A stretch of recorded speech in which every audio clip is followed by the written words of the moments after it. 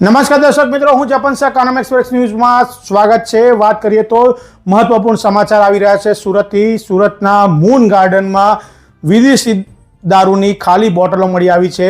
અમારા સહયોગી સાગર સોલંકી ત્યાં પહોંચ્યા છે। ઘટના સ્થળની શું છે સમગ્ર બાબત, સાગર સોલંકી અમારી સાથે જોડાયા છે। સાગરભાઈ, શું છે સમગ્ર બાબત?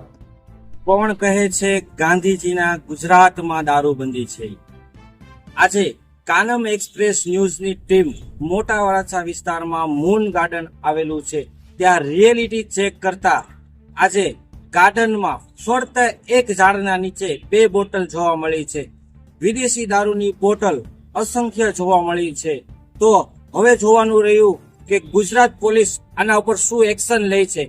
રિપોર્ટર સાગર સોલંકી, સુરત। ब्रिजेश भाई, ये मून गार्डन में हर एक पेड़ के नीचे कितनी बोतल है? कम से कम 400-500 बोतल होगी।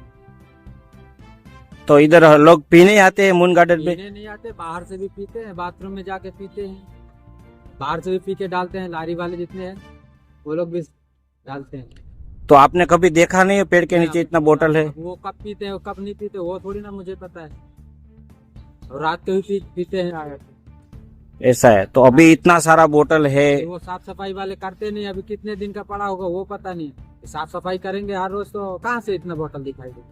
नया बोतल होगा वो तो पता ही चल जाएगा ना। और नया भी है होगा ना, वो मैं नहीं बोल रहा हूँ कि नया बोतल नहीं, नया बोतल भी होगा और जूना भी कितना होगा वो तो देखे नहीं। और आपकी गार्ड की फर्ज में क्या आता है? वो सब देखने में नहीं आते? देखने में आता है, पर सफाई वाले को तो ये तो ध्यान देना चाहिए ना कि भाई यहाँ दारू को बोतल पड़ा है तो उठाना चाहिए कि नहीं उठाना चाहिए। वो किसके फर्ज में आता है? उठाने का काम मेरा है।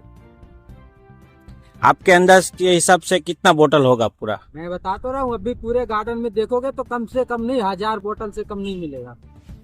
સુરત શહેરના મૂન ગાર્ડનમાં વિદેશી દારૂની ખાલી બોટલો મળી આવી છે।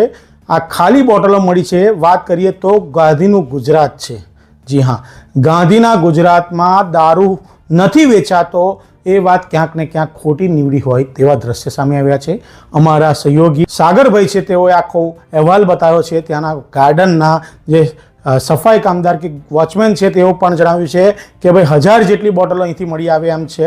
એટલે ક્યાંક ને ક્યાંક એસએમસી વિભાગ દ્વારા ક્યાંક ને ક્યાંક આ એનું સંચાલન કરવામાં નિષ્ફળ નીવડી હોય, અસામાજિક તત્વો ત્યાં પ્રવેશ કરતા હોય, કેમ કે ગાર્ડન છે, ગાર્ડનમાં બાળકો પણ આવે, વૃદ્ધો પણ આવે, તેમજ લોકો મોર્નિંગ વોક કરવા પણ આવતા હોય, ત્યારે આ બોટલો મળી આવતા ક્યાંક ને ક્યાંક કાયદો અને વ્યવસ્થા સામે સવાલ ઉઠ્યા છે।